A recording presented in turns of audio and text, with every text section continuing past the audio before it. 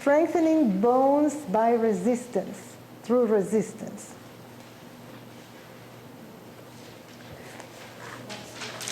Come and stand behind your chair.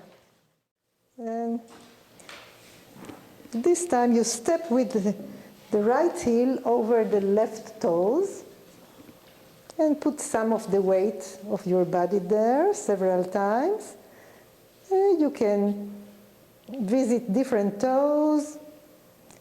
You feel how you flatten them maybe and elongate them. Using the full weight of your body there, it's easy. The left ball of the foot, doesn't matter if it is on the floor or a little bit in the air, different directions, and let go of that and stand. Again, step with the heel over the toes and hold it. And this time, lift the left heel, the heel from below, and bring it back to the floor. So you are activating the foot in relation to the toes, the proximal in relation to the distal, reversing the usual thing. Usual thing, the central, the more central part is stationary, and the extremities are moving in relation to the center. Here, the extremities are stationary, and the more central part, the heel, the leg, the body is moving towards these toes that have no choice. They cannot change. And the leg and the body is changing. And you can add also bending the knee when the heel comes to the floor.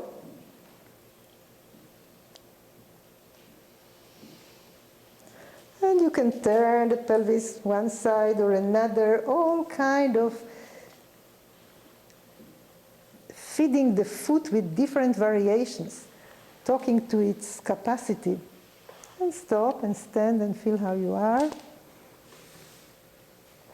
how you experience the toes of your left foot, length, distance between them. And although first time you do it, they might be protesting, might be painful, not simple. It's not simple. You need to go very slowly. I put the ball of the foot on elevation and the heel is lower, coming to the floor. I step with the right heel on the toes. I lift the heel and now I go down all the way to the floor. It is much more flexing the angle between the toes and the ball of the foot. Can you see the picture? We increase the bending it away from each other. This is enough work when we are doing the heel on the floor, but when we are elevating the ball of the foot, the heel needs to do extra way to come there, and there is even more differentiation between the toes and the ball of the foot. So the whole left foot is on the elevation? Not the whole foot, just the ball of the foot. Just the ball of the foot, so the heel can go to the floor, down. That's at the back foot? It's only the foot that is above is just the heel is riding. But the rest of the foot can be on the floor or wherever on the elevation. The main thing that is happening is between the toes and the rest of the foot.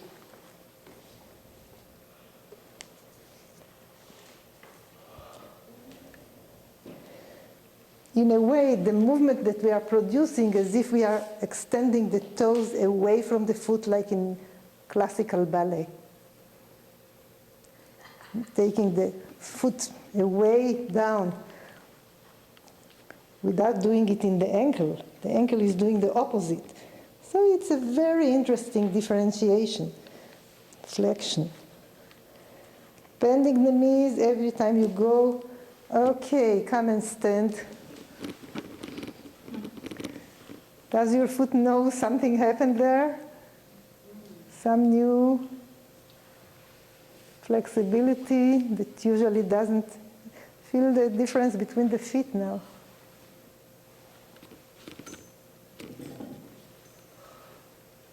One is usual, that's how we are all our life. And the other one, maybe it got something too much, but it's a total different story. Let's do it to the other foot.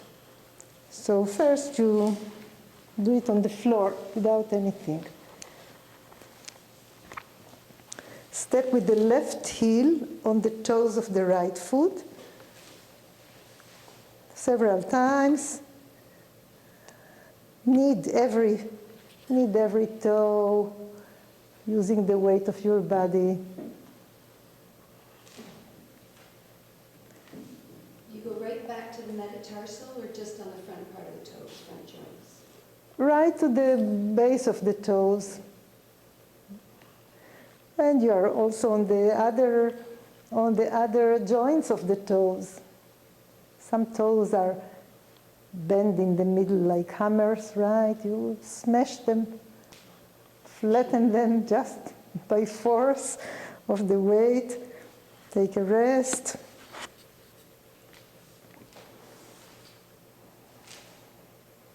And this time, stay pressing and just lift the heel of the bottom foot and lift and take it down. And every time you take it down, add to it bending the knees. But stay with the pressure constant all the time on the toe that you are pushing. Of course, you can do it near the wall, what Marsha is doing, but the wall is less supportive. You need to hold on to something. If you have some furniture that is the right height for you, or a knob of a door or something. Okay. Stand and see if this other foot gets also similar experience now.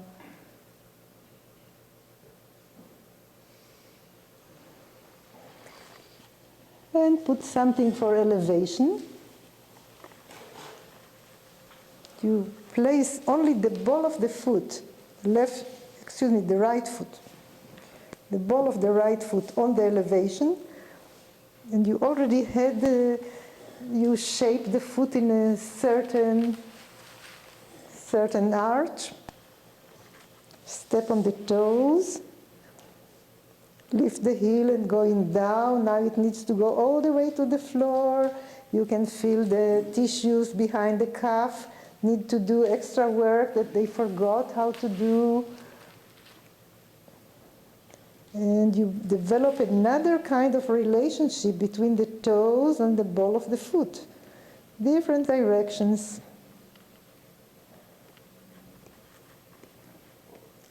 Stay constantly with the heel that is riding and allow the other heel to bounce up and down.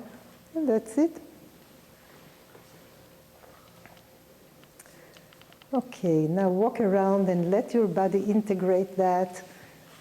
How you trust your body to incorporate it in your movement.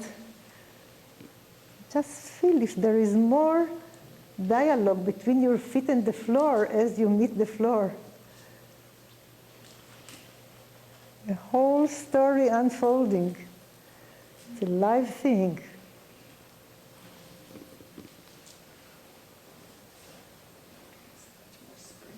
You want to be springy, okay. You remember you have toes, you feel them. Would you rather continue to walk with feet that are asleep, just one piece, nothing happens, then have this liveliness? And feel every time you are coming to the moment that the foot detaches from the floor, how the tips of the toes, the last moment that they are on the floor and kind of pushing it or accentuating the last moment of leaving the floor, how this gives a spring to the walk.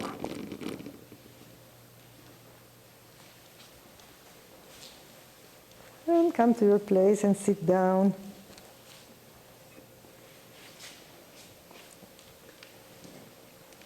Is it 5:30 or 4:30? 5:30. Don't remember, remember. You cannot remember the hour. Okay. So, take some minutes to write. Number 3, strengthening toes through resistance. And this is both strengthening and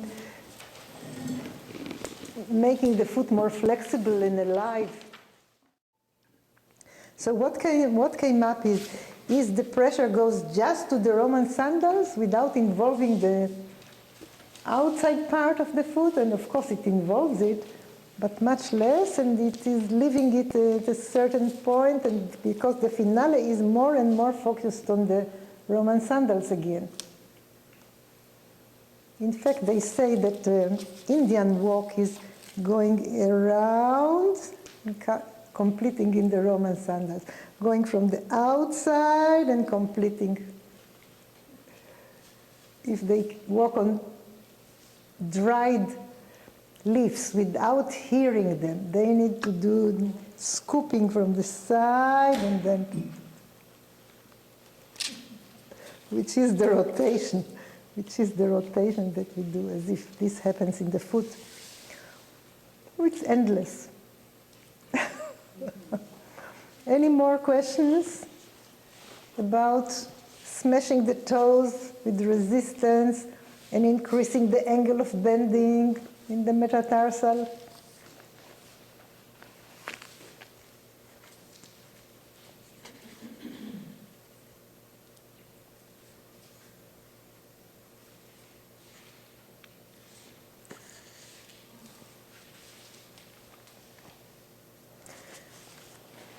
Okay, how are we about time? We have 5:45. We will probably leave in a few minutes, 2-3 minutes.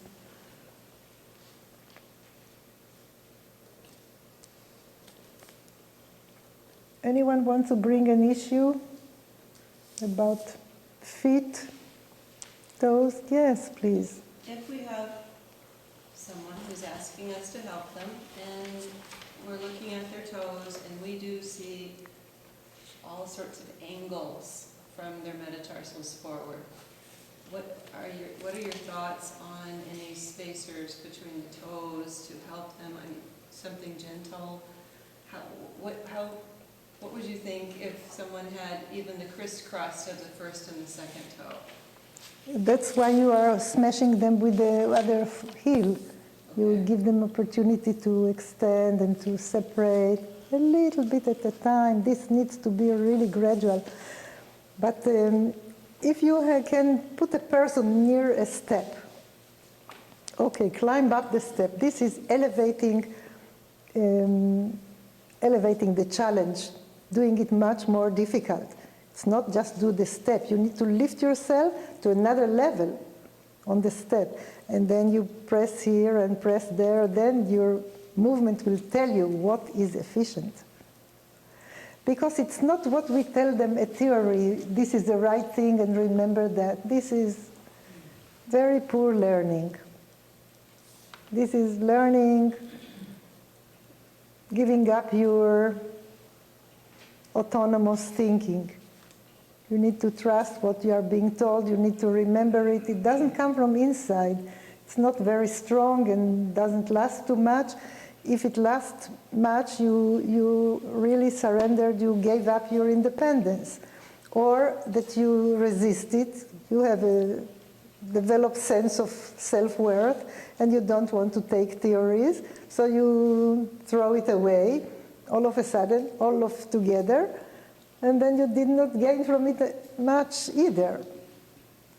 So we need the body to find out. You put it near a step and you get up towards the little toe, towards inside of the big toe, all kinds of things. It doesn't work well. And when you offer in that arrangement, they feel immediately this is serving them. Then it has value. Variations, comparisons. And then give them homework.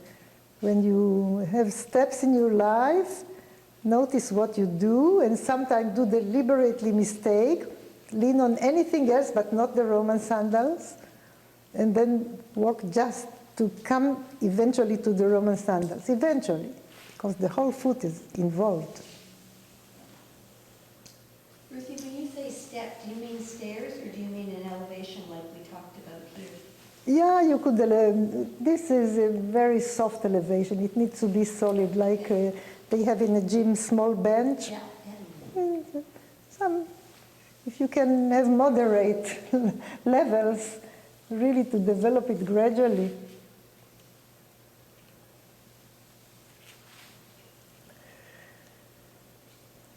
Good. Any other desires or things that is missing for you, you would like to have more relating to it, information? We'll continue at 8 o'clock. I hope that tonight we will finish the fit, and we had full days later for each of the next subjects. Next year will be more subjects. Not next year, I don't know, next course. I don't know when it will be. I am just sure that with the solutions this year, you have material for at least 1 or 2 years. And then we add more.